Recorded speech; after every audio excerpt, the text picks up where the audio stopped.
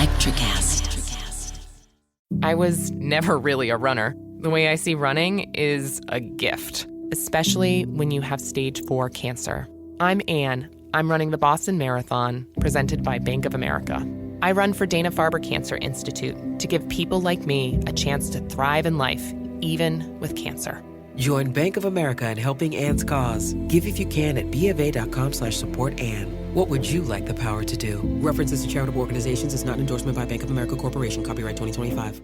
The kids are still at practice, and I have no idea what's for dinner. You can get a rotisserie chicken and 2 sides for just $15 in as fast as an hour with Walmart Express Delivery. Who said that? Who's in my house? Don't play with me, because I'm not the one. It's just your friendly Walmart announcer. This is a commercial. Oh, okay. You were saying dinner for a family was just $15? Yep, it'll be at your door by the time you get the kids home from practice. Order now. Welcome to your Walmart. Subject to availability, restrictions and fees apply. Now that was a helpful commercial.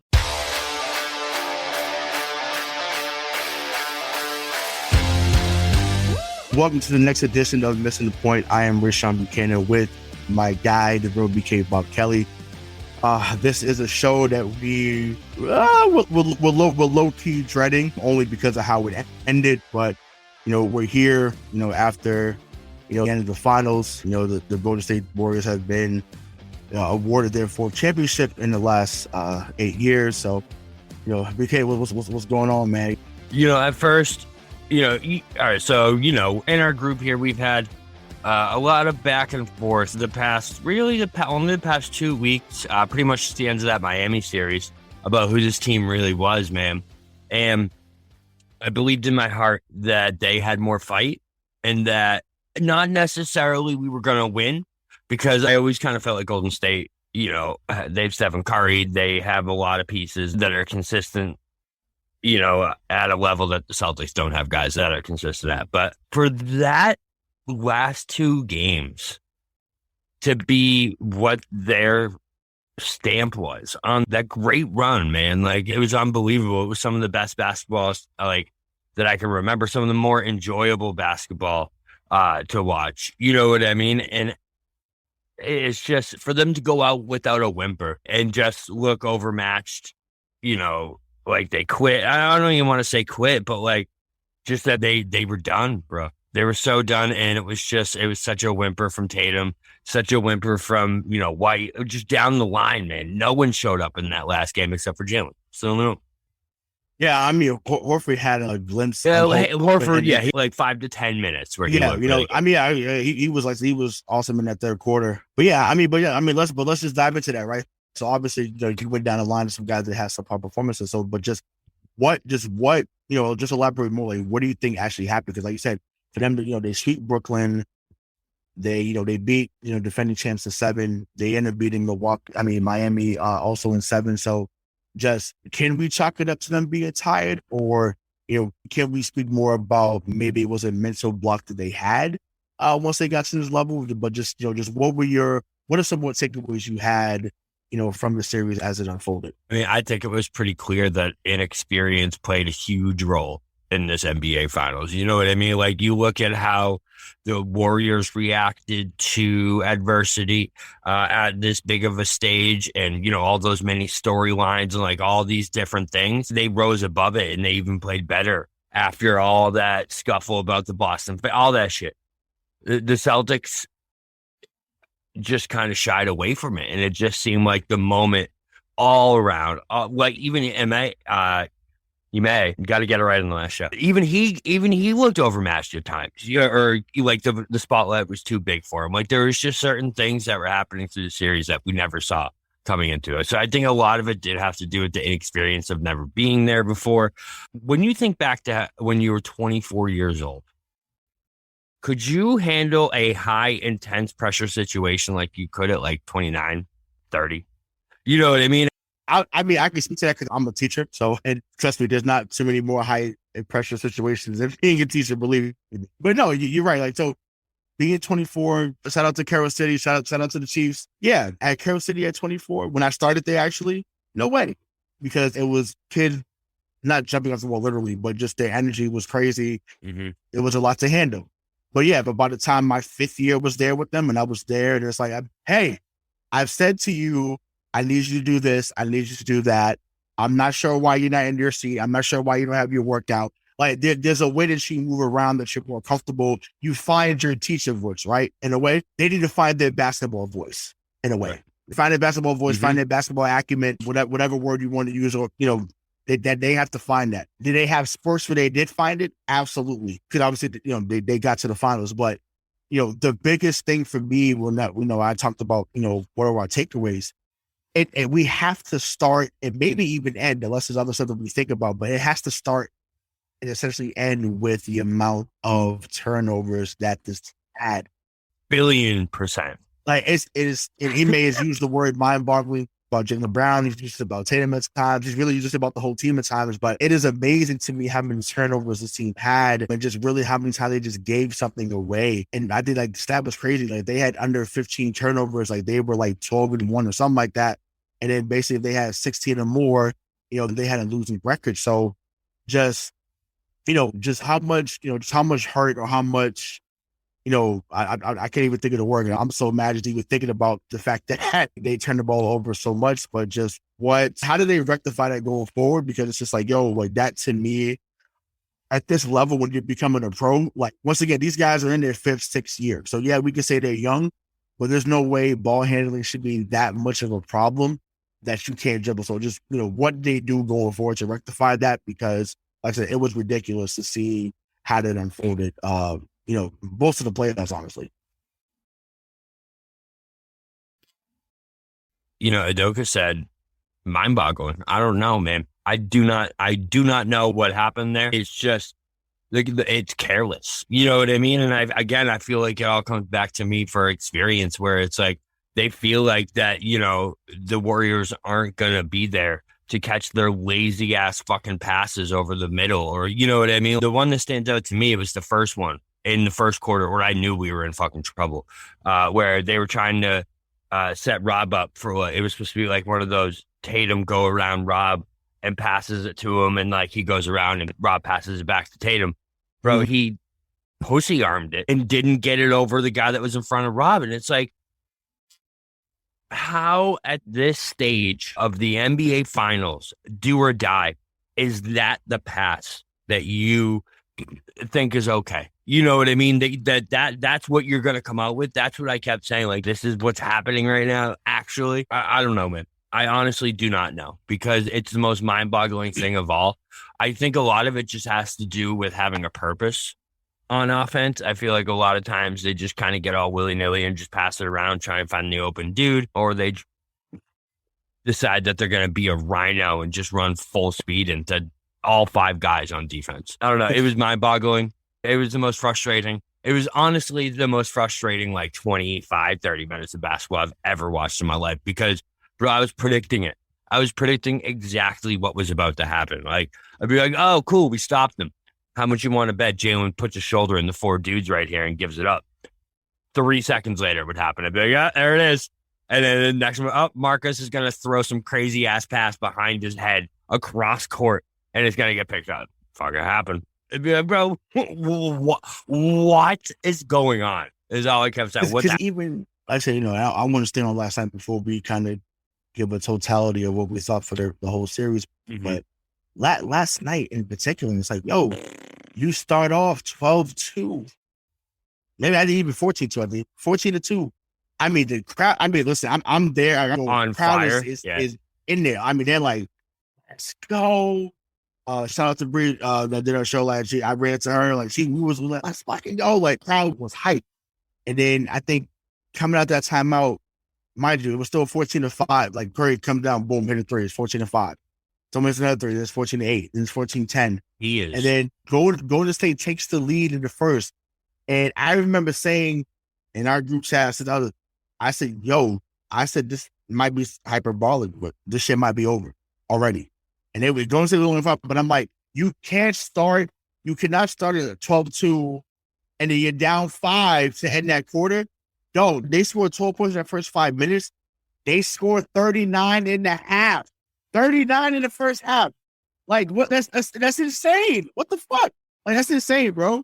I did out the math, and it's a half a point a minute. Right, like that. Like, that's a joke. Like oh my God. It was just like, what? Like, how does that happen that you only scored 27 more points in the rest of the half? And they basically go on a 50-20 run to end. I mean, at one point it was like 21 straight. Like that's crazy to me. Like in a game that it was all the marbles, and I said it on another show I do, but I'm like, it's amazing to me that, and I'm like, I love y'all, but it was like, oh, we're fighting through. I'm like, yo, this is over, fam. But it's not a matter of, oh, you're giving up. Oh, you're not a real fan. Fuck all that. I'm realistic. I'm there. I'm seeing this is not TV. This is not you hearing Mike Breen saying bang. Jason said, you're not hearing that. I'm seeing the body language at timeouts because you're not seeing that when it's I'm seeing how they were walking to the timeouts. They looked gassed. They looked depressed. Like they were over this shit. They were ready for that shit to be over. They gave one final push in the third quarter, but I'm telling you, I've seen it on the floor. They was just like, we can't do anything with this team. We just can't. So that leads to what I want to ask you next. Like, what was the turning point to you in this series? Because I feel like we may have different views on this, but I want to know, what do you think was the turning point of the series? The 2 missed free throws by Jaylen. That to me. So in game 4. In game 4, yeah. It's such a definitive moment in time that I went from this is over, we got this, to oh no. And the oh no has just kept getting, more and more frequent after that point. Like, because the 1-1 split, that was perfect. Exactly what you want. You know what I mean? Then you go ahead and win game 3, convincing fashion, right? Game 4, we were well on the way. It was close, but we were well on the way to taking that game and going up 3-1, man. Jaylen hits both those free throws. I think we go up by 6. He doesn't. Curry comes down, bangs a 3, and Golden State's up by 1. And it's such a big, you know what I mean? That's the swing of that emotion, man. To go from, we're going to hit these 2 free throws, we're going to go home 3-1, to seeing Stephen Curry rise up from fucking 87 feet and just bang home a 3 is just so demoralizing. Like, I thought I was demoralized. Can you imagine being Jaylen or Jayson or like any of those dudes and having that moment right in front of you? You blow it, and not only do you blow it, but the Warriors go right down and throw it right in your fucking face. It was such a swing of momentum in this series, man. And from that moment on is when I saw we're in trouble. We're in trouble. And then anytime we will get momentum, Stephen Curry would just fucking take it and put it right under his shoe and be like, nah, fuck that. Yep. 38-footer. Yeah. I mean, so to me, and this may sound crazy, or I know what I'm about to say is going to be the unpopular game to say because of how early it was in the series. To me, it was really game 2. And I know they ended up going to 2-1. I know that. But you had a chance to put a chokehold on the series. And it was like they came out playing, all right, well, we could just kind of, we're happy with the split. That's the wrong mentality. If you have a team on the ropes and they was going back and forth, they was there, and you let them build that confidence. Now, granted, yes, you had a great game 3, whatever, that changed around, awesome. But to me, game 2 mentally is where it was lost. I know game 4 was the game that people was like, man, it scores 43, it goes crazy. But to me, either you can pick game 2 or you can pick game 5.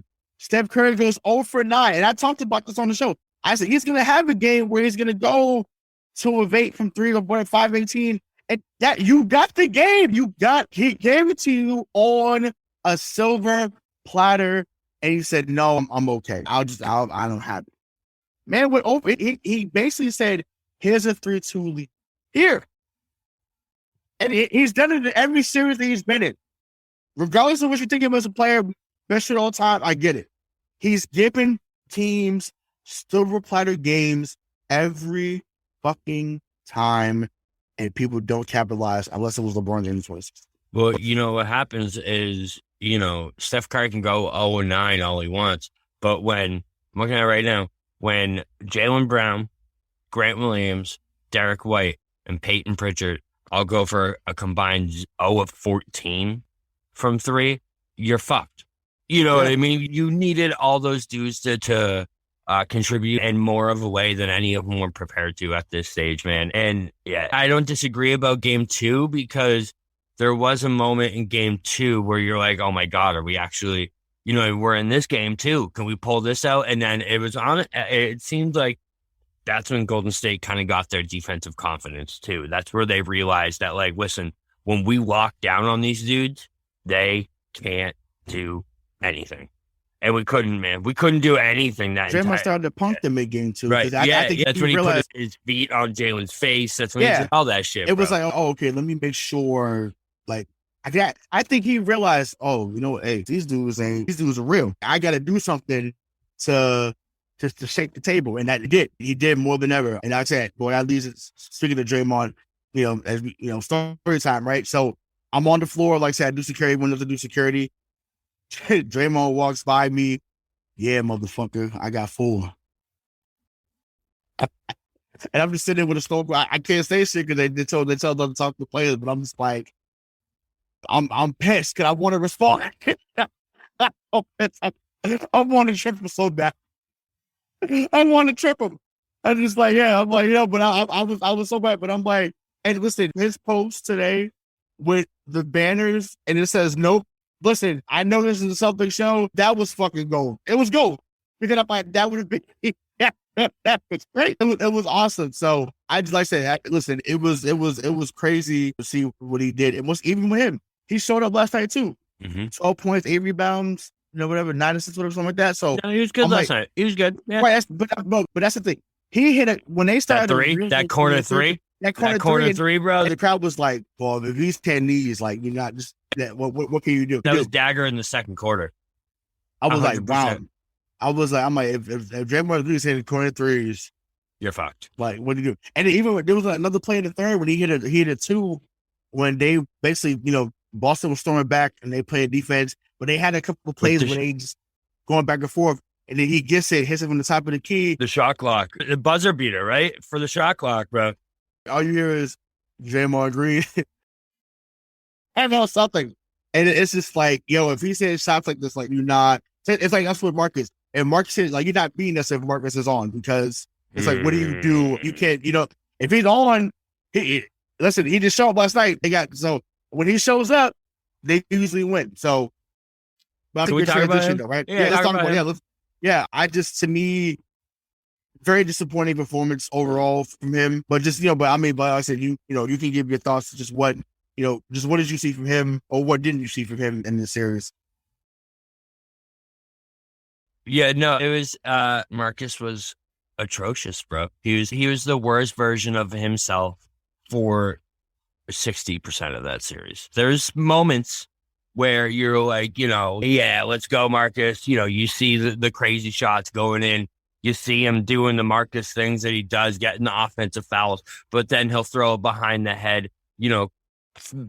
somehow at the same time through the legs pass right to a Warrior and they go down and it's a momentum killer. It's just, it always seemed like when it was the most inopportune moment to force a pass or make a terrible pass, he was doing it at that moment and he was taking all his Marcus shots that we don't want him to take. It just, I don't know. By that 6th game, bro, I had it with Marcus Smart. It was just every game was a microcosm of his goddamn Celtics career. You know what I mean? It was like, oh, Marcus.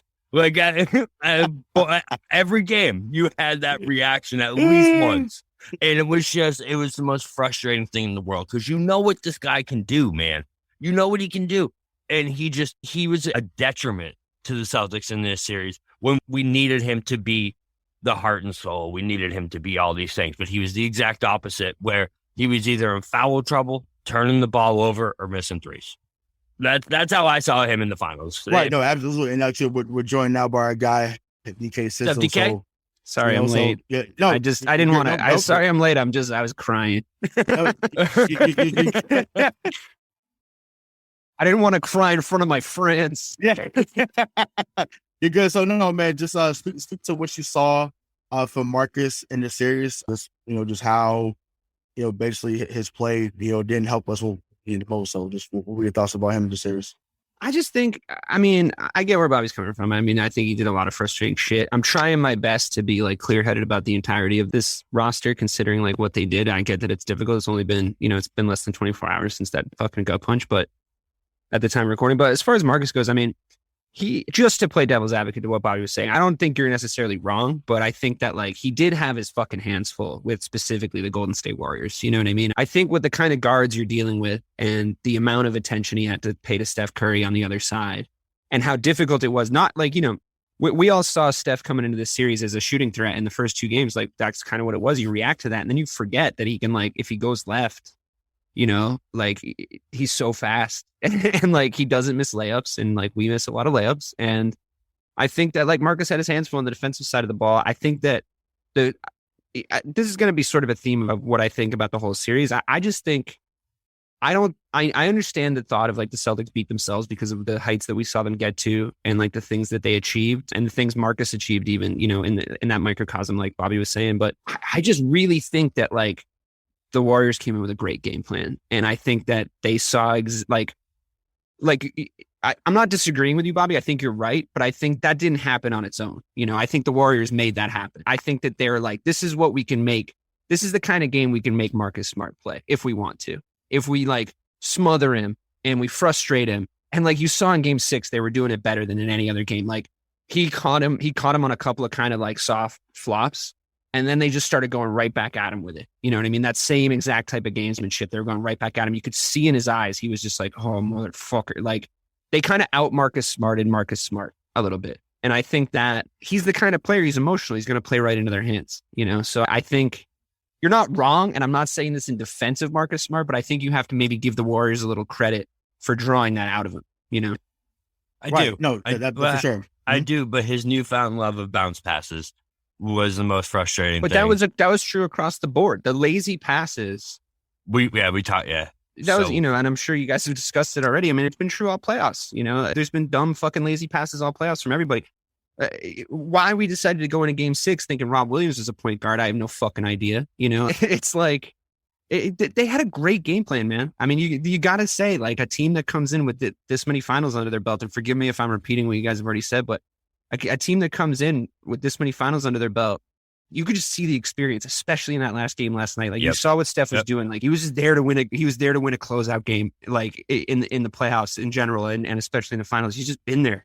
There was a moment where Andrew Wiggins was on Jayson Tatum. I don't know if you guys have touched on this. And Steph just started walking away and was like, just shoot it. And it was like, oh my God, he fucking knows it's over. Like, oh my God, like fuck. I mean, I should too, but I was like in denial about it.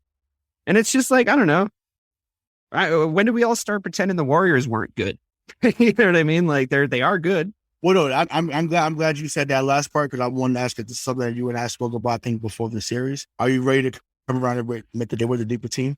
Yeah, I mean, the thing is, like, they shouldn't have been though. It didn't make any sense to me that they were the deeper team. Like I was just, you were right. I was definitely wrong, but it's like, where did our role? I didn't want to be right. Let me make that clear. Of course. No, I get it. I mean, we all have our fucking flaws when it comes to watching this team. Like emotionally, like I think denial is one of my biggest. The thing is, like, where did our guys go? Yeah. But where did they go? Like at home, especially, like where was Derek White? Like, and his floater and his great decision making when he's inside the perimeter. Where was Peyton Pritchard's, couple of big threes when he's coming off the bench? Where was Grant Williams' corner threes for the entirety of the series? Like, it was like they went there and just completely lost their identity. And I think if you want to talk about things we discussed, we fucking discussed them not, ever being there before, and the occasion being a little too big for them. I think that's what happened. You know what I mean? Like exactly what happened. Yeah. Right, but granted, that was a case for both sides. I would say, except for obviously, you have your best players that have been there, but it was Wiggins' first time, it was Poole's first time, Porter's first time, and all those guys played, especially Wiggins. Listen, I was already saying that he was getting, but man, Andrew Wiggins changed my mentality about him. Tenfold. Looked like a number 1 pick. All right, in that fucking series. That's he did for sure. You got to remember, bro, that doesn't matter. If you haven't been there and you have dudes on your team that haven't just been there once, haven't just been there. These guys have been to the finals 6 times. So, like, any time that there was a shred of doubt or like a shred of inexperience that pops up. Curry's like, hey, don't fucking do that. You know that Dave Chappelle skit where he's like, every time a crime happens, a dude pops out of the boat. Hey, don't do that. That's 5 to 10. That was Stephen Curry and Klay Thompson and Draymond. Like, you know what I mean? Like, don't do that. That's 4 turnovers. That's a fucking game. Like, that's exactly what happened throughout that. And you could see it, man. Like, but to me, it came that exactly what you're talking about came down to 2 moments. Like, it came in game 5. It was, we came back, the momentum was with us, and we fucking choked. And then in game 6, so hard. I know that it didn't look like it, but in game 6, there was a stretch in the third quarter where they could not fucking make a shot. The Warriors could not fucking make a shot. We got it within 8. And it was like, we got within 8. We 8. should have been fucking ahead if we were actually converting our fucking chances. And honestly, I mean, look, this might be like the day after Blues talking, but like offensively, like it sucks to watch like Derek White take a 3 to try to bail you out of a fucking offensive slump. And as much as like even Al was making big shots, he was making those big shots, and I was happy they were going in. I was like, a Big Al, yeah, we've seen this before, but I was like, why is it him? Why is it him that's doing this? Not in this situation in the finals. Like, where are the guys? Where is Jayson Tatum? Like, where the fuck? Before we do move to Tatum, because we definitely need to talk about all that, can I just give you guys some cumulative numbers from those role players from game 5 and 6? I know this is going to hurt a lot. Just like, this is going to really hurt. So, Derek White, game 5? My bad. Derek White, game 5, 0 for 4 from the field, 0 of 3 from the 3. Grant Williams, game 4. Or game 5. 1 of 2, 0 of 1 from 3. Peyton Pritchard from on game 5, 0 of 3, 0 of 3 from 3 points. Did you guys do Grant Williams already? No, we didn't really get into any of the role What the players fuck happened to Grant Williams? Hang on. Then we go to game 6, right? Like, it is Grant Williams is really bad too. But so Derek White in game 6, 1 of 6, 0 of 2 from 3. That puts him at a combined 1 of 10 and 0 of 5 from 3 in the last 2 games. Peyton Pritchard, 0 of 2, 0 of 2, which puts him at 0 of 5 in the last 2 games. Grant Williams, 1 and 2, 1 and 2.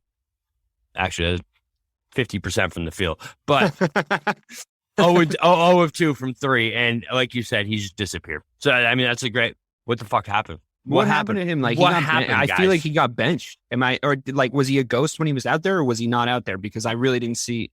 Game 6, he was barely out there. Game 7 of the Eastern Conference Finals was the first time I noticed it. In that stretch where Miami was taken over at the end, where he just looked like the moment was too fucking big for him. And then it just continued from there on out. It was like he froze in that moment. He was getting beat everywhere. Well, he on like that thinks fucking he's court. a star player though. So like, how is that? Makes sense. No, but Draymond, he verbalized it. He said, "You want to beat me?" And like I said, I made the tweet saying that he'll never want to beat, but he absolutely is looking to be where Draymond was, and he basically looked at, well, this is what I'm looking to get to, and he couldn't fucking match it.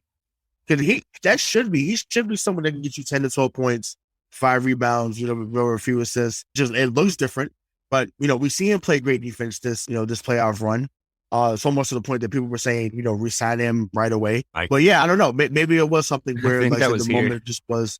No, it wasn't me. It was Mike. Actually, I think that was Mike here said on the it podcast. Yeah, he said it on the podcast, bro. That's how that feels like fucking 6 years ago, doesn't it? It does. It does. Right? Yeah, it does. Right, John?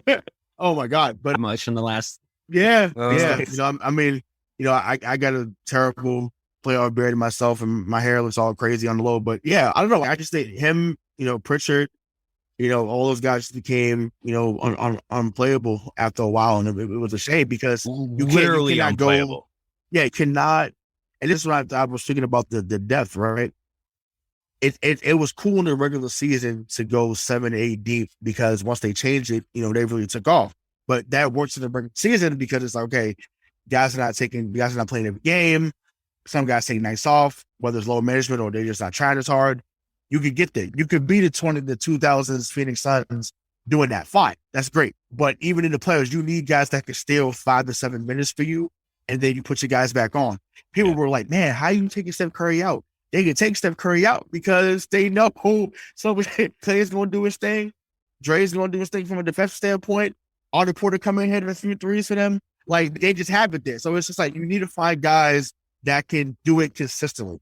Well, yes, they had guys that had moments. Once again, I was right halfway about Derek White in the previous series. He won the series. He did. He won it. It was just Miami. Not again. I wish it was this series. He won them as opposed to that. But either way, they got there. It's fine. But it's just like that when it came down to like having those guys that having your 8, 9, and 10 guys that can actually contribute. That matters. Sure. But I also just think I agree that like 8, 9, and 10, it was glaringly weak throughout the entire playoffs. But I just had faith that our rotation was fine. Like the shorter rotation was fine because it was working. But I think it's like, I don't want to sit around and blame the fucking role players for that loss. You know what I mean? It's like, it's about what you're asking them to do. Like, are you asking them to come in and spell JT and JB and like, okay, guys, we're up 12. You're going to do 5 minutes. Make sure we're at least still up 7 when you come off the court. Like, are you asking them to do that? Or are you asking them to be like, okay, guys, we're down 15. You guys got to go get us some buckets. It's like, that's what we were asking. All right, Derek, go win us the game, bro. But that's the thing. It's not fair. It's not a fair thing to ask them. And like the thing is, if you're a role player, right? Like look at fucking Jordan Poole, right? Like there's a perfect example. The dude was hitting shots like he was Steph Curry because he's standing next to Steph Curry doing the same shit, That gives the role players confidence. It gives them green lights. It gives them the ability. You could see the hesitation on jump shooting trickle from the top all the way down. Oh, yeah. You could see it all the way down. And it like, we almost overcorrected. Like, it's like a couple seasons ago, you're in the bubble. You're like, guys, you're fucking taking too many jump shots. Then you get in this sweet spot where it's like, okay, great. Like, remember, everybody remembers. I mean, it's not going to matter now. Nothing fucking matters and life is meaningless. But do you remember the almost jump shot that Marcus took in game 1 against the Bucks? Or maybe it was against the Nets. Yes, it was against the Nets, right? He splits the audible no from the crowd. Yes, game 1 splits the defense. You already know the rest of the story. Fucking passes it to JT, spins fucking Kyrie like a traffic cone, puts it in. We win the game. That is what I want to see, right? That's a good decision. What they can't seem to do is like not just do one or the other all of the fucking time. Like, because they just stopped shooting good looks in game 6 because their confidence was fucking shot. And I think it trickles down from the top. Now, look, I mean, can we move on to JT? I'd like, is it time? Or do you want, the thing is like, I'm a fierce defender of him. I think he's an unbelievably talented player. I was posting Conor McGregor, go fuck yourself memes all night last night, like drinking fucking sake well into the fucking wee hours of the morning, crying into my fucking chest. But, and like, look, I still believe it. I mean, if you like, honestly, if you genuinely believe, like, I'm not going to rehash this because everybody missed the point anyway. See what I did there? But if you honestly believe that basketball skill level wise, like, size for position, the shot creation, going to a finals of 24, that he's not like more talented than Paul Pierce, then you don't know basketball. So I can't really have a discussion with you. However, yeah, I mean, he's not him though. There is this mental side to it that I think is, unfortunately, we all wanted to get answered this year. And I think game 6 against Milwaukee, we all thought maybe it was. But Ray, is he soft? What happened? I really hope that it was an injury. Like, I really do. Because if not, we're in fucking trouble. Yeah. We are.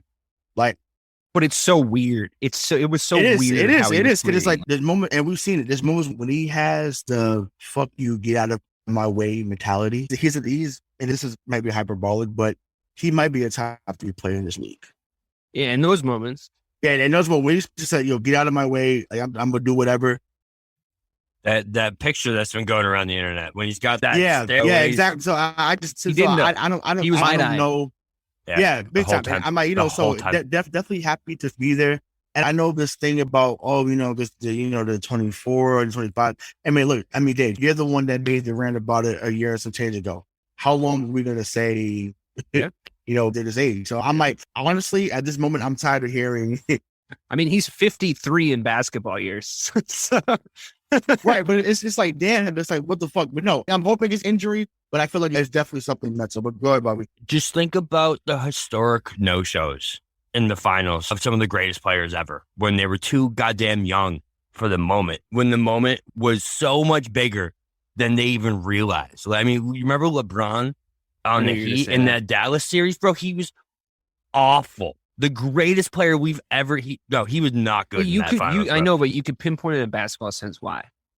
It's the weirdness of Jayson Tatum's performance over those 6 games. It's so fucking strange why he decided to play like that. But like, it's it's just you got to take a step back from this disappointment because it was so weird to me. Because it was such an outlier and such a, you know what I mean, a difference from what we normally see from, like, we talked about this earlier, those air balls, man. That to me is the number one reason on the list why something was up, whether it was injury, whether it was him just being too young, too scared. But you can't just yada over that, because that's the most important question. Is it his fucking brain broken or his shoulder broken? Because if it's his brain, we're fucked. But not broken, though. I just think, bro, I said this to Ray earlier, right? If you look back, right, at who you were at 24 years old, when you were put in a high pressure, intense situation that's going to affect the rest of your life, you shit your pants. It is what you I showed do up every time, though. Bad example. I fucking showed up every time. I disagree with that. I come to play. I'm a big game guy. I mean, not everybody's like me. Last I checked, you moved to California to be with a girl that you're no longer with. Is that correct? Yeah, that relationship failed. Let me tell you something. That girl was not the NBA Finals. Okay, I'm just saying, bro. But I'm just saying that girl was round one at best. The fallout from such a big moment, right? Sorry, Leah. I'm sorry. I didn't. My bad. Why? Leah's still here. She was fair. There you go. Leah got the ring, baby. She got the ring. We know each other too well. This is it's been a while. Sorry, especially after this fucking 3-week stretch. Yeah, but like, it's such a big difference from when you're 29, from when you're 28. You know what I mean? And I just feel like when you have all this shit stacked on top of you, when you're that young, man, when you have an entire NBA franchise, when you have Cedric Maxwell calling you the fucking GOAT, when you have all this shit going on, man, and on top of it, your fucking shoulder hurts. You know what I mean? It's just, there was so many different things I feel like that led to what we saw in that NBA Finals of him just being, because it wasn't like he was bad, okay? It wasn't like he was bad. He was a completely different basketball player. You know, he just had a completely different feel. That's what makes me think it's the shoulder, though. Right, and it was either the injury or it could have been a combo of both. You know, I feel like that's really, yes, he probably could have overcompensated for that injury. Maybe had a couple of good shooting nights if it wasn't the goddamn NBA Finals. But it was. So, you know, it's just... Yeah. So there's three, as I heard both of you, there's three different finals I want him to look at over the summer. If someone's near him in his camp, DK may not like where I'm going with this because of the team we bring up, because it is our rival, the Lakers. I want him to look at the 83 finals. Magic had already won two. He already won twice. They got swept by Philly. People calling him Tragic Magic. He won't get it done again. He hasn't won 3 more. His idol, Kobe, had a 3-peat. Got smacked by Detroit. Kobe did not show up that series. People can say what they want, but Kobe became. Look back at those numbers he had against Detroit. Rip Hamilton and the boys shut him down except for game 2. And in 2013, Kawhi Leonard misses those 2 free throws like Jaylen Brown did. They come back the next year and annihilate the Miami Heat. I want him to look back at those series, look back at those players, because those are 3 guys that people consider, to be, top guys, obviously, especially the first 2 I named, and draw from that. Cause like I said, those are guys that they'd already won. Kawhi didn't win at that time, but he won the next year. But Magic had already won, and people were saying that these guys were whatever. Oh my God, I can't believe they did this. How do you show up like this? So we got to pump the brakes on. We got to pump the brakes about how bad. Like I said, it was bad. Yeah. It's day one to make it. Yes, but to make it see. No, but no. This is we say it's day one. But this is 2022. I thought you were going to go. I honestly thought I thought you were going to go 84. I thought you were going to go Magic loses to Larry and they can't get him home. We didn't sweep the Lakers at 84. I'm saying Philadelphia swept them. Right. But no, it went game 7 and he made a disaster is what you're saying. It was a disaster. Yeah. Right. Sure. But then he comes back the next year and hits the game winner and in Boston. So it's just like, and that's the first time I think LA had beat Boston ever in the finals. So I get it. So I just hope that he maybe look back and draw that. Just like, look, they were clowning these great players. And we talk about Shaq and Orlando. I think I shared it on Twitter earlier. That Orlando team, to me, reminds me of the Celtics team. Got to the finals pretty easily. Had 2 young, great stars. We didn't get swept, but Orlando gets swept. You basically never heard from him again for a while. So I mean, it's kind of in between, but I don't know. But just what are your thoughts about that? Or either one of y'all can jump in on that. But the Orlando thing I thought was interesting. It was the first one that stuck out to me where I was like, okay, that's a comparison that like I get. But Shaq was already out of there at that point. Everyone knew Shaq was leaving. This is just, it's to a point now where it's like when you go down, like I already said, man, when you go down the notable list of people who have had collapses and who have shit themselves in the NBA finals, it is endless, man. I mean, you have Curry blowing a 3-1 lead, right? You have LeBron no-showing against the Mavericks. You have Kevin Durant, Russell Westbrook, James Harden not showing up against who did they play? Miami. Yeah, it was the Heat. It's just you go down the list, man, and it's just player after player. When they weren't ready for the moment, you don't just have like well, he was okay. No. In the NBA Finals, it is the spotlight, bro. If you fuck up, if you do these things when you're expected to not just be good, you're expected to be great and amazing, it's going to be 10 times returned back on you. So it's just, you got to pump the brakes, Celtic Nation, when it comes to Jayson Tatum, because the dude's special. I know he had a shitty finals, and I get it, man. I was just as frustrated last night as you were, because he wasn't even close. You know what I mean? Like, there were moments where you're like, all right, Tatum, let's go. That's the guy. Then he would airball 2 shots in a row. It'd be like, oh, fuck, what? What the fuck is that? He hit a couple threes early, and I was like, oh, bro, yeah. I said, here we go. I was like, yes, like, I can hear DK from California, like, yes, that's what we fucking need. And that's then, literally what I was saying. Yes, that's exactly what we. Bro, but it's just like, and it's like, oh my god, like what happened from there? But yeah, when you think about the guys who don't have a title at the age of 24, and I know this is, it's all relative because some guys come in league at different age, all that shit. I get it. Jordan, LeBron, Curry, KD, Giannis, Shaq, Wilt, Malone, and Hakeem. None of them had a title by the age of 24. And I think only 2 of them had been to a finals by the age of 24. So guys, just take a step back. Look at your history. Just look at what's happened throughout NBA history. They are ahead of schedule for where they are supposed to be. And Jayson Tatum is such a huge part of that. Was he an even bigger part of why we fucking lost this series? 100%. Sure. Right. I would just say that. I would like, just say to add on to that point, Bobby. It's because we're in Boston, like we're in the Boston fan base, and we hear this stuff way louder than other fan bases. But I think Luka's a great comparison point because Luka got to the Western Conference Finals. I mean, nobody thought the Warriors were going to do what they did this season, and in retrospect, that seems really stupid. Like considering like it's still Steph and Clay and Draymond, and they still know how to win a fucking finals. It seems dumb to think about. But Luka is apparently the next fucking big thing. And I'm not really sure he gets beat with the same stick as Jayson Tatum does when he goes farther and fails. You know what I mean? Like doesn't just go to a conference finals. So it is this kind of weird thing where the more successful you are without doing it, the more shit you're going to take for not doing it.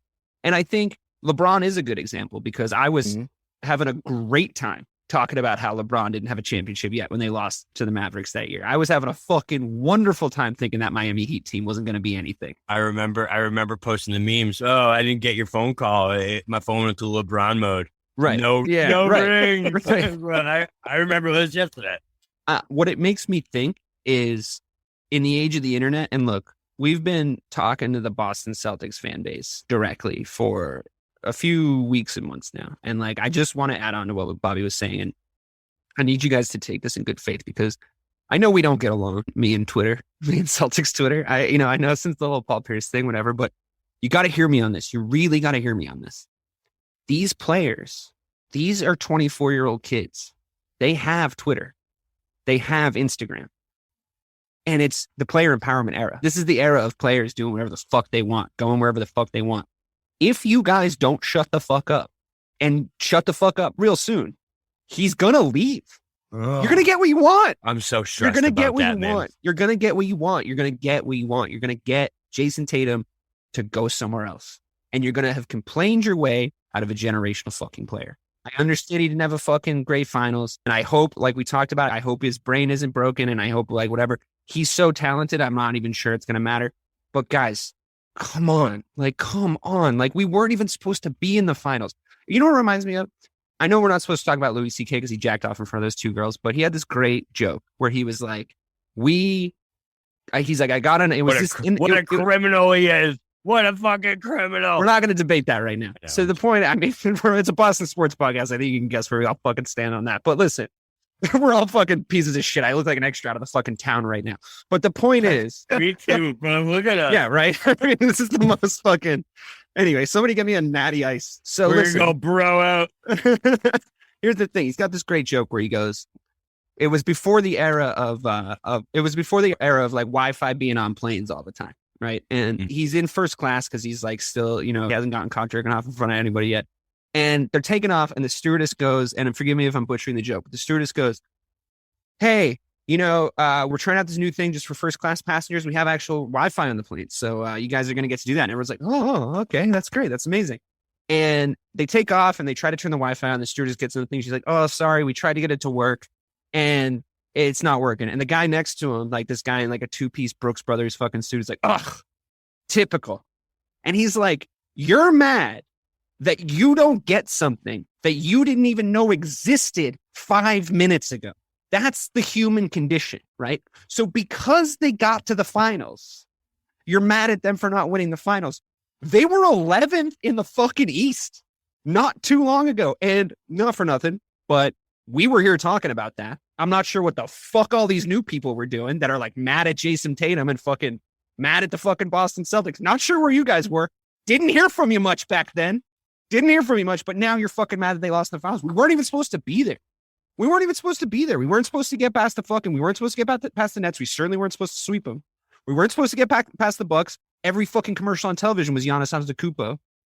Fuck it. People still thought the Heat were going to beat us, even though we definitely should have fucking beat them in 4 games. For some reason, we went to 7.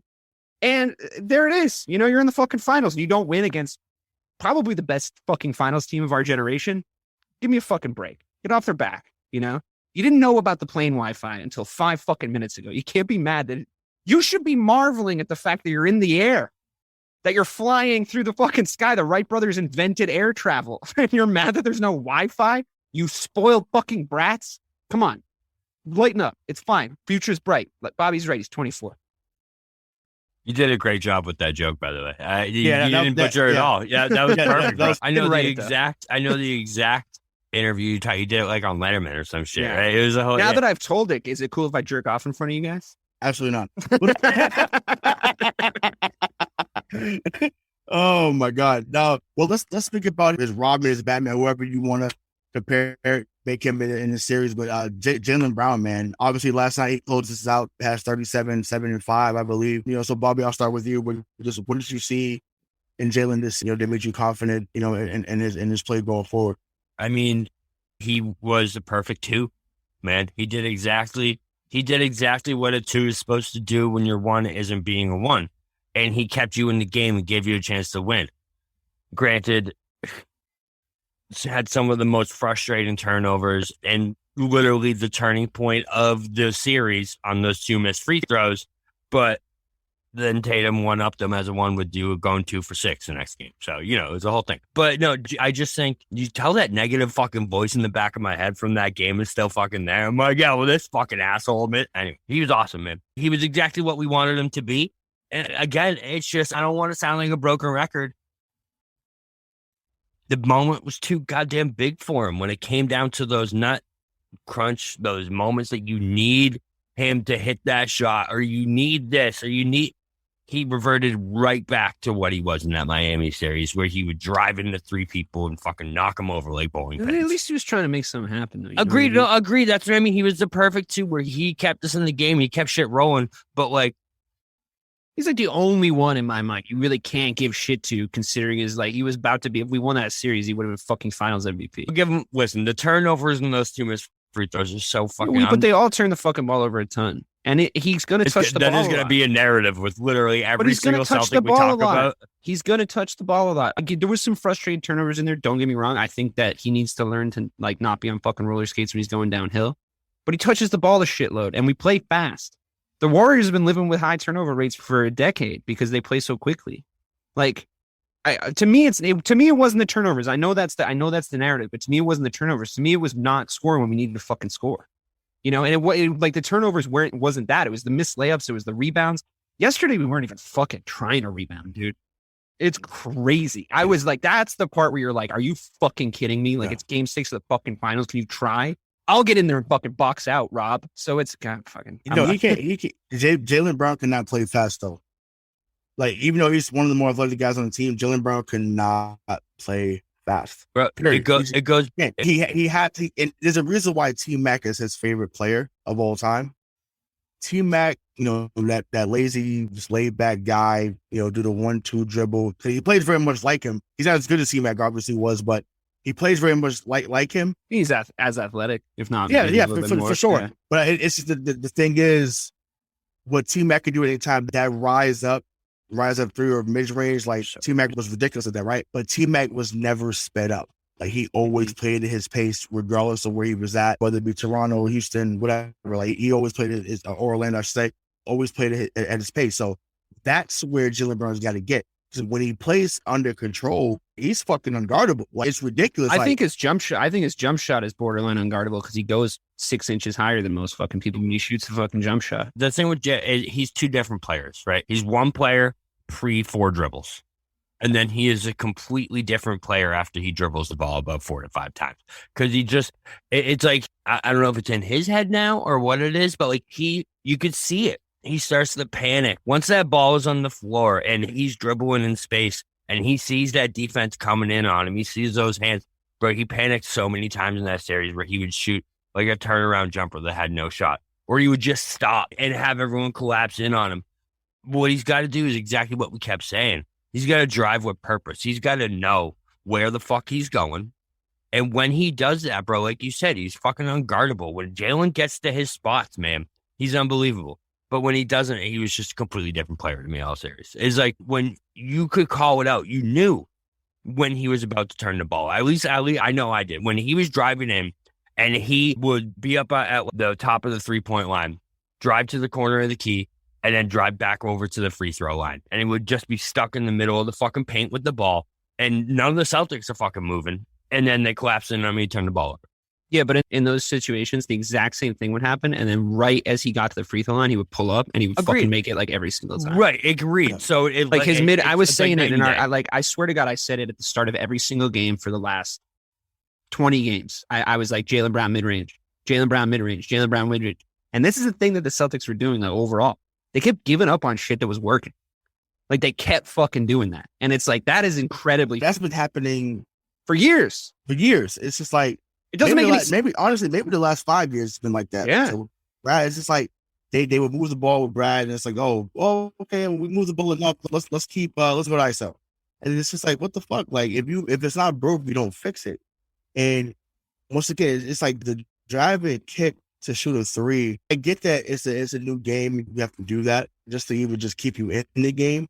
But getting twos, whether it be a mid-range or a layup, stops the bleeding.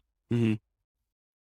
They kind of did it. Yesterday. There was flashes of them doing it the right way. Yeah, in the third quarter for sure. But the reason why Golden State had been so dominant these last 7-8 years, really last decade, honestly, they could score from everywhere on the floor.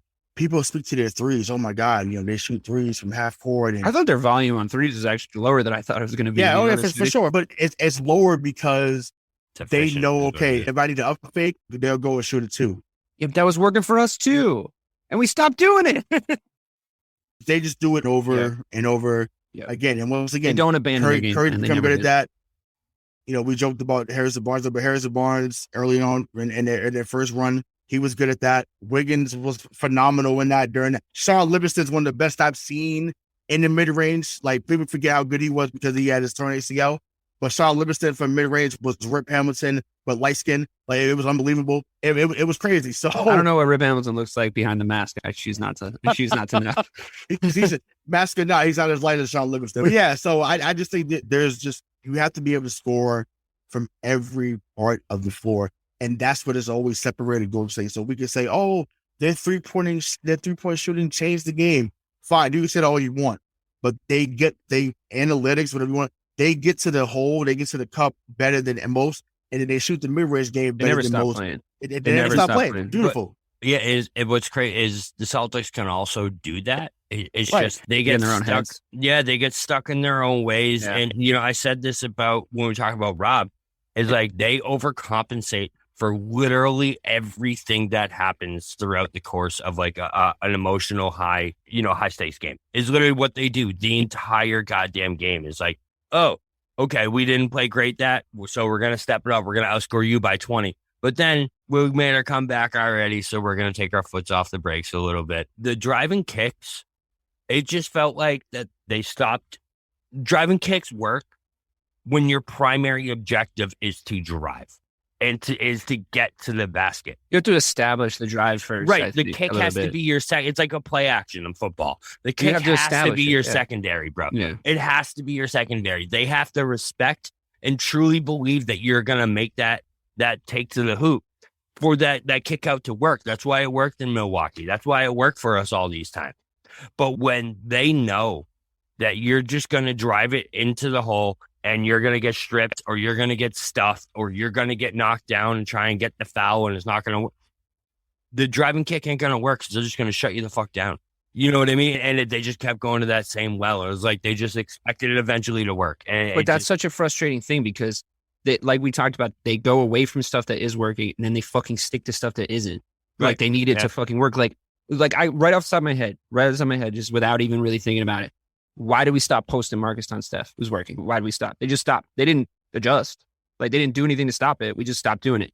Yep. Game 4, Tatum lights out at the very start of the game. Like he's just, every time he touches the ball, he's doing everything right. He's playmaking. He can get in his rhythm.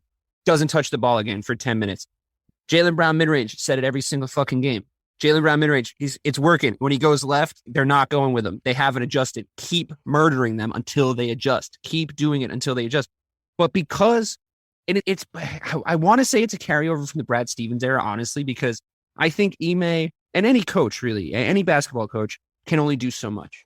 There has to be, especially in the finals, there has to be a core group of guys out there figuring it out for themselves. Like there just has to be. And I think it's going to be like a weird thing, but I'm going to try to explain it. It's almost like they play too much team basketball at times where I'm like you don't have to stop being hot when you get hot. Like you can just stay hot. It's fine. I said that yeah. And it's like, dude, what happens if you just keep going to Jayson? Like, okay, so it doesn't matter, right? We stop going to him and we fuck up anyway and we blow the lead. If you just keep going to him, like just one heat check shot, just let him just check. You know, well, it's okay if he misses. Like that's when it's okay if he misses because he's made his last 3. But they don't do that. They don't move on to that next phase. Like, if I could just take fucking Jimmy Butler's brain and just drop it into fucking Jayson Tatum's body, I swear to God, we'd have a fucking championship right now. Doesn't matter. But that's where I'm at is that I get it. I know Tatum should be, give me the fucking ball. I want the fucking ball. He needed to be that guy so many times and he just didn't do it in this final series. And it's very upsetting. But is it that is he too young that he doesn't want to, he respects Udoka's opinion too much. And he was like, okay, yeah, no, let's run our offense. Let's do our thing. That game 4, bro, Rayshawn, you asked me earlier, another counterpoint in the series. So it was the Jaylen free throws, but also literally, me and DK were ranting about it in the Discord at the time. That 4-minute stretch, bro, where they didn't give the ball to Tatum and they ran 4 straight plays. I think they ran 2 for Marcus, like 1 for Derek White and 1 for Jaylen. And it was 0 for 4 with like a turnover. And by the time that stretch was over, we were back down like 6 to 8. And it's like, bro, Jayson Tatum was cooking. And that could have been what got him going. And you just went away from him and let the game flow get out of his hands, bro. And there's this fucking Kobe thing, right? But especially for someone with a bum shoulder, man, if he's hitting those shots and he's looking good, like let him shoot that goddamn ball, man. But you know this story. I mean, there's been a million fucking stories about Kobe since he passed away. Well, one of the best ones is like, oh, we were getting our asses kicked. I forget who was telling it. Fucking, I don't know, Harrison fucking Barnes or some shit. Like on some podcast. They go into the locker room and they're getting their asses kicked. And Kobe's like, okay, here's the fucking deal. Every time we go up the floor, I touch the ball. Every single time we go up the floor, I touch the ball. Oh, Lou will. Yeah. He's like, every single fucking time I go, that's the deal. I'm not asking. I'm fucking telling you. Every time I need to touch the ball at least once. And honestly, it does 2 things. It makes the other team think about your star player. And it also gives your team an objective. You know, you go like, oh, like you have the 24-second clock offense, then you have 14-second clock offense. You go like, okay, Kobe's touched the ball twice. Jason's touched the ball twice. That's our objective. Now we see where we're at because when he touches the ball, the other team has to react. They have to fucking react to what he's about to do. And when we were doing that, it was working, you know, Christ almighty, how good was he on a double team all fucking playoffs? He figured that out. Every time they double team him, every single time he had it figured out. Until he didn't. You know what I mean? Like, it's so, Ray, come on. You know everything there is to fucking know about basketball. Like, you have all the fucking knowledge in your head. Like, what happened to him? Wait, I know, Ray, it was so consistent this series, though. It was such a separate piece where it's like for the first 3 rounds, when Tatum was hot, when he was cooking, when Tatum was being Tatum, they would let him. Miami series, to be honest with you, like comparably, but it's a different conversation. But like it just had such a different feel to it. You know what I mean? It was so different where the most consistent thing I said this entire finals, the number one thing is let Jayson Tatum fucking cook. Let him do his thing. And it just felt like they didn't. Go ahead. Yeah, no, I mean, that's part of the issue, right? I think they obviously, and we go back, I think about a year ago when they hired Ime. And he mentioned that, the team wasn't good when it came to assists. That's what we're going to improve on. And they did for the most part, right? They became a really great team when it came to ball movement. However, there's moments when, like you said, you have to say, you know what? I need the ball. Everyone get out the way. Like, I think I remember it might have been, I don't know if it was in the playoffs, but I remember it might have been the first year that Paul, the big three got together. And, this is when KG and them were doing press conferences together after the games. And they say, KG, what was the game plan tonight?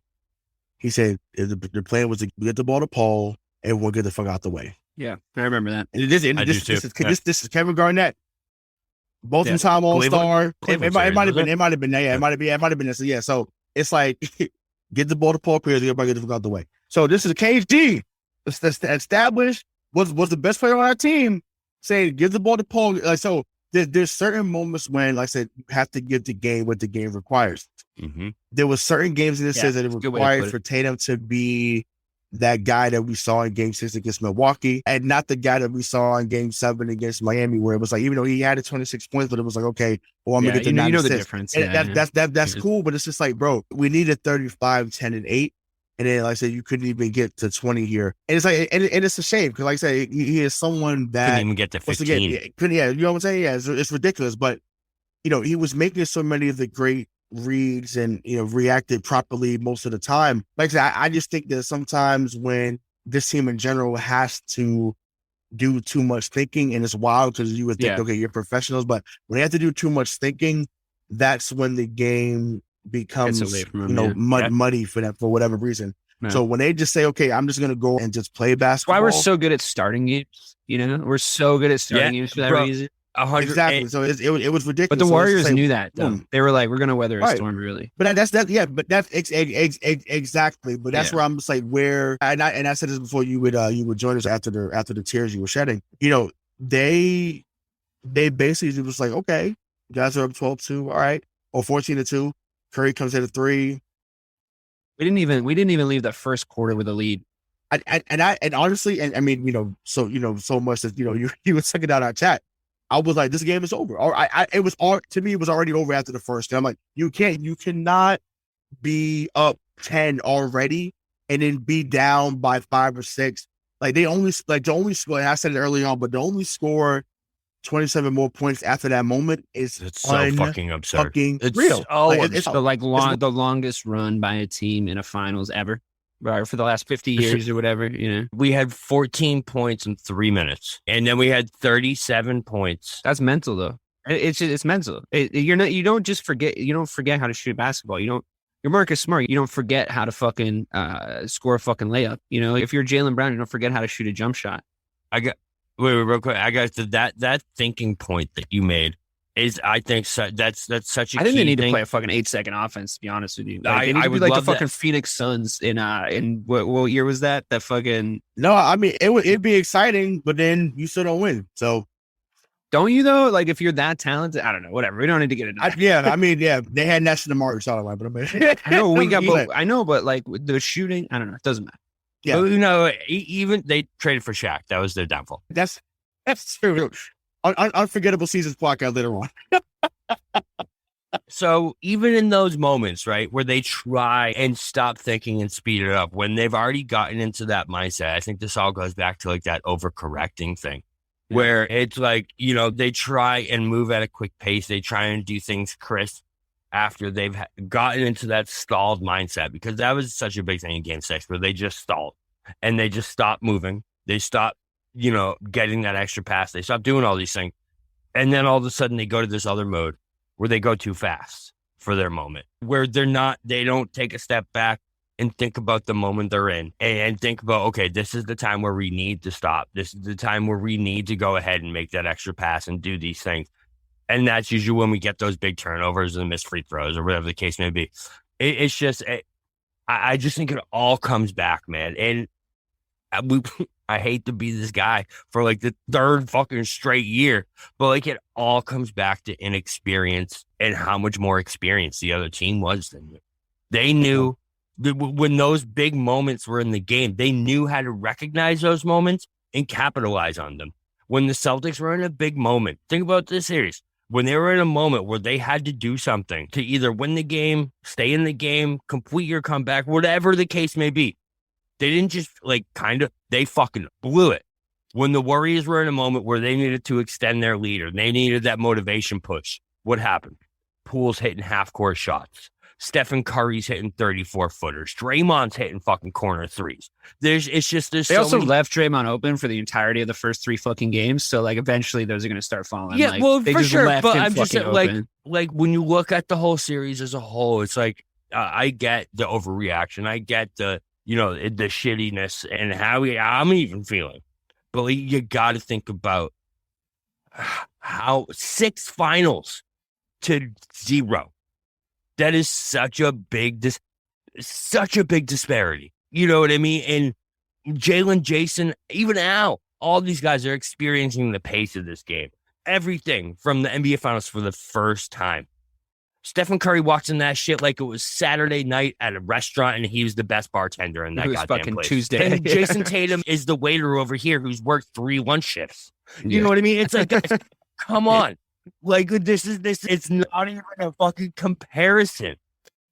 At the same, on the same token, I appreciate that rant. I think that was very accurate. But on the same token, I want to ask you guys, like, correct me if I'm wrong. Like, look, I love Jayson Tatum. I'm not jumping on the fucking bandwagon of hating on him. I don't think he's mentally weak. That remains to be seen. I agree with you that You started the bandwagon just 2.5 years too early. Yeah, right. I know. That's what I do. I'm like Palpatine in Star Wars, like both armies are actually mine. But no, I mean, honestly, that was stupid though. Like that was fucking dumb that I said that. Like, I mean, if we're being honest here, like just to fucking pull back the curtain, we were starting a fucking podcast and I was trying to say controversial shit. You know what I mean? Like here we fucking are. We have a podcast. People are listening. I'm trying to just tell you the truth now, but I got to ask this honest question. You're going to I told you guys I didn't like that fucking armband. Like, I didn't like that fucking armband. I didn't like that Instagram post, Yeah. I don't wear purple and gold and green. Like, it's that. But forget all that. Forget all the pageantry of it. And I love pageantry of any kind, as you guys know. But forget all the fucking pageantry of it. Forget all that stuff that you're, like, putting forward. You want to be like Kobe Bryant. Here's how you're emulating Kobe Bryant so far. You're a really good jump shooter. You can slash. I don't know if you guys remember when Kobe first came in the league. He was fucking pure slasher. Like he was just fucking like dribbling all over the fucking. He almost invented the Euro step in the NBA. He brought it back. Yeah. He brought it back. You've got a bunch of different ways to score. You can make your own shot. That's how you're emulating Kobe Bryant. Here's what I'd love you to work on the offseason. I'd love you to get a post game. That'd be great. Would love that. If you could go to the post game store, buy yourself a post game, that'd be amazing. Just like, what's Dirk Nowitzki doing? Can he like just go work out with you all summer? Like, that'd be great. Regardless of that, stop trying to be like Kobe when it comes to jump shooting and, floaters and turnaround jump shots. Kobe Bryant was a fucking psycho. He wanted to win above anything else. Anything else. When you get there, when you're up here gets there, that's when you can start to say, he's my dude. You know who Kobe's dude was? Michael Jordan. Kobe thought he could beat Michael Jordan at one-on-one from the fucking first day he stepped onto a fucking basketball court. All right? He's too nice of a guy sometimes. Am I out of line saying that? He's too fucking nice of a guy sometimes. He needs a little bit more. He needs to be a bigger prick. You know what I mean? Like, just be a bigger asshole. Like, just, it's that gives you get the fuck out of my way to all the guys on the team. And that gives you the other fucking. Remember when Draymond, like, I disagreed with you, Ray, when he said that Draymond punked him, like, with the whole fucking ball thing. I really wanted him to turn around and be like, fucking take the ball. Fucking take the ball. Fuck you. Fuck you. In his shit. But he was kind of walking away like, you're not taking it, in his own way, trying to do his thing. Be an asshole in those situations. You're the best fucking player on the court if you want to be. Like, be a prick. Am I wrong? You played for the Boston Celtics. Like, we'll ride with you. It's cool. No, I totally agree. I think that, that mindset has to be developed. Obviously, Kobe came up with the womb, a natural born killer, right? That's just, shout out to Ice Cube. But like, he's just someone that just came out the womb saying, I am. Dude, I just found out his kid played him in that movie. Yeah. He was so good. It was just like him. Yeah, it was just like he does, but I was like, I don't know. I thought that I was like, oh, good casting. Ice Cube and de-age him? Like, what happened? Oh my God, it's so fucking good. And then he was like just in Obi-Wan. And I was like, wait, that's Ice Cube's kid? He looks just like, anyway, sorry. Yeah, he was in Den of Thieves too, but that wasn't another show, another name. Anyways, but great fucking movie. It is. It was great. Yeah. But yeah, I mean, listen, he has to develop that mentality for sure. JB definitely has it already. We've seen it at times. So I think Tatum just has to get there. But I want to transition to the last part. I know we're getting a little long on time. So now, we've dissected, we've cried, we've yelled, we've screamed about the playoffs. It's over. We've got through it. So now we're into the offseason. Obviously, there's not much draft-wise because they only have the 53rd pick. They traded their first-round pick to San Antonio this year. It was this year or next year. I think they could swap for San Antonio. So they're not doing much draft-wise. So, DK, I'll start with you, but just what do you think going into the offseason we need to do to improve the team? And just, who are some players you would like to see maybe join the Celtics in the offseason? Bradley Beal. I have no idea if we can afford him. I have no fucking idea, but come play with your buddy. Come play with your friend. Take a pay cut. His fucking shooting, his spot up fucking jump shooting, would be instrumental. As an overall theme, and I won't prattle on about this for too long, I would love to get, I think his name is Claxton from Brooklyn because he's a free agent this year. I think he's probably going to re-sign with them, but he's like Rob Williams was 2 years ago. And I think they could absolutely be the Smash Brothers in the front court. He's got all the thing.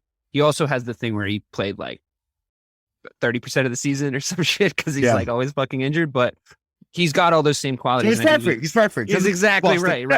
But I just think what I would love to do. No, it's fine. But I honestly, maybe you could get him to be injured when Rob isn't, and Rob to be injured when he is. I don't know. Perfect. Yeah, it works out great. The two of them combined make one healthy player. Right. But no, I really do think he's good, and I think that he's coming into his own. And I think size-wise, he's perfect for the way that we play basketball. Like Rob Williams is perfect for the way that we play basketball. I think getting Rob Williams to 100%.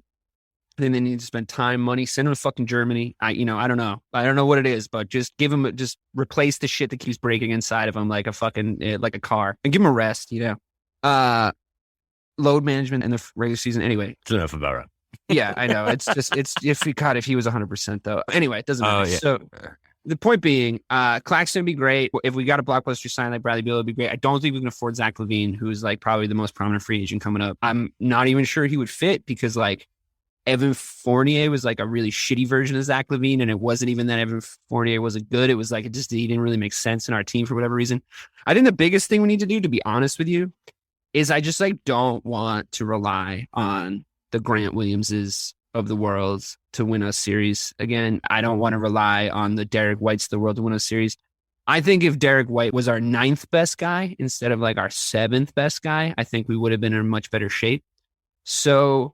And, a scoring wing guy that can really spell Jayson and Jalen so they kind of don't have to spell each other because I think they figured out how to play at the same time in a really effective way. Obviously, we made it to the fucking NBA Finals. Yeah, some sort of guy like that.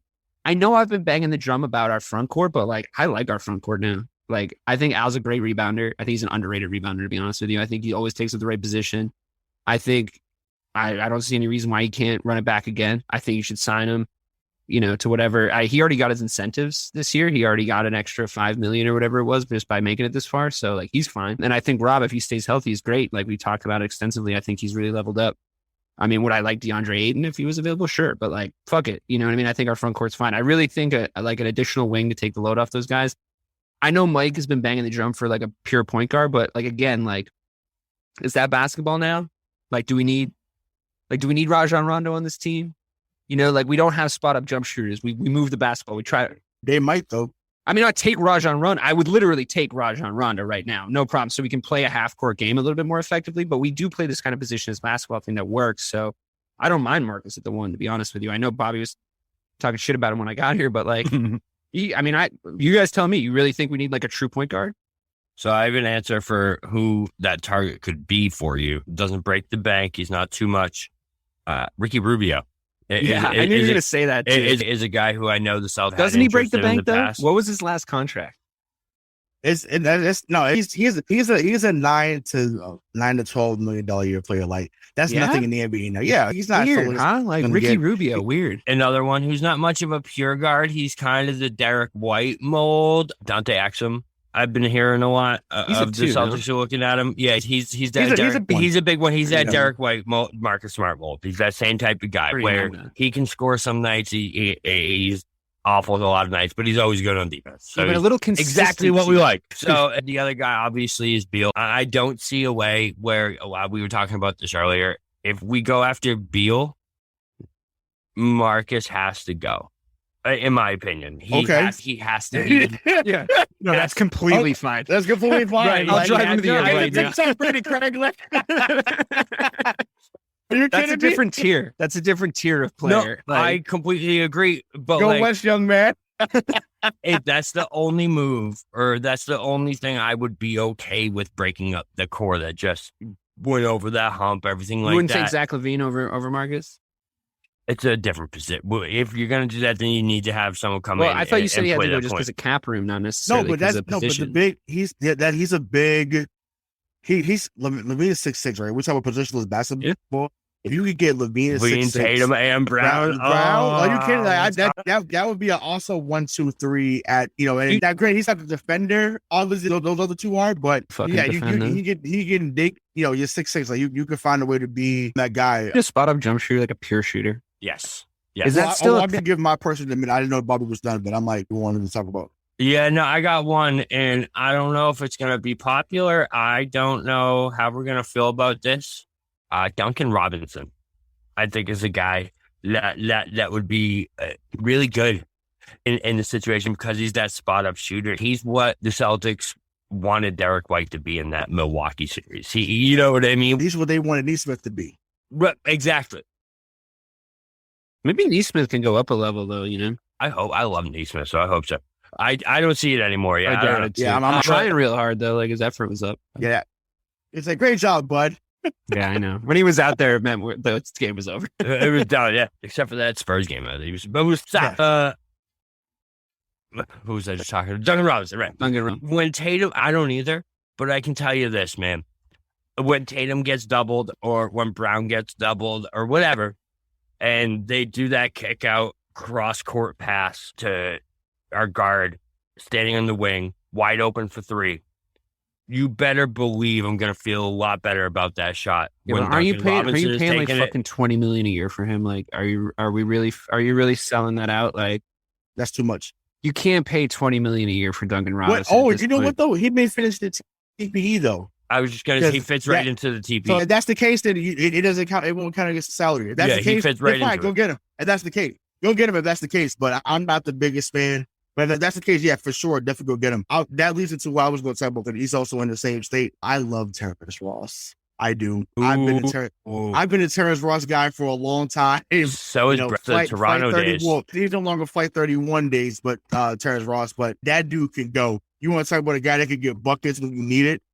Like Dave will buy stock on him immediately. Like that is. I'm still spending the money on my Jeff Teague Dave's stock. Very willy nilly with his stock buying. Let's just. Dave's like Bear Stearns of the sports stock world. I'm just smoking. He's like, yeah, let's go, baby. Your stock's down 38%. I haven't seen him play a ton. I do know exactly why you like him, though, and I do like him, too. But well, he's a wing guy. You know how I feel about wings. Yeah, Like, Terrence totally. Ross, No, he's a guy. This is another guy that hasn't really been spoken about. Willie Cauley-Stein. I think it's someone that could be a viable backup to Rob. I was gonna say he's gonna be like your seventh or eighth guy though. No, but but that's fine. Rob's not gonna be on the Crows. You need someone he's also he's a Tice upgrade. He's a Tice exactly. Upgrade. Yeah, he's 7'1". He's not a shooter, obviously, but he's 7'1". If you're over 7 feet, you can be on the Celtics according to. No, but think about this was just a comparison when he came out in 2015. Because he was on that Kentucky team that had all. He was really good when he came out, bro. It was really good.